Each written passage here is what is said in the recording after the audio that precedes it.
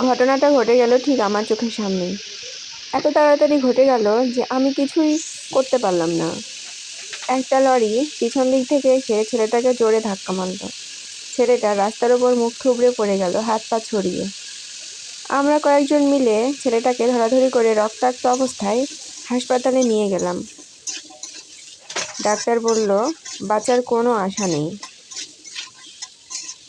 ছেলেটা হাসপাতালের কেবিনে শোয়া অবস্থায় আমার দিকে তাকিয়ে বলল, মৃত্যুর আগে ও একবার একটা মেয়ের সাথে দেখা করতে চাই, তাই অনিচ্ছা সত্ত্বেও ফোন করতে হলো। আমি ফোন করে মেয়েটাকে সব কথা জানালাম। মেয়েটা স্পষ্ট জবাব দিল, না, আমি তো এখন ওকে ভালোবাসি না। আমি অবাক হয়ে গেলাম। রেগে গিয়ে বললাম, দেখো, তুমি ওকে ভালোবাসো কি না ভালোবাসো সেটা এখন বড় কথা নয়। মৃত্যুর আগে ও একবার তোমার সাথে দেখা করতে চাই, তাই তোমার আসা উচিত।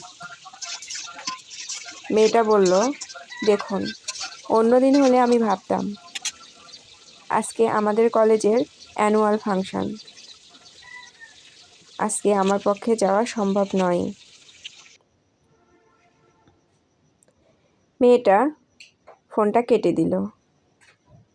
আমি মেয়েটাকে আবারও কল করলাম, কিন্তু সে আমাকে সেম উত্তর দিল, সে আসতে পারবে না। নারী শব্দের অনেকগুলো প্রতিশব্দ, স্নেহ, মায়া, মমতা, প্রেম, ভালোবাসা, এই কথাটা ভুল প্রমাণিত করে মেয়েটা দেখতে এলো না ছেলেটাকে। রাত্রি 9টার সময় ছেলেটা মারা গেল। মেয়েটা তখন কলেজের অ্যানুয়াল ফাংশনে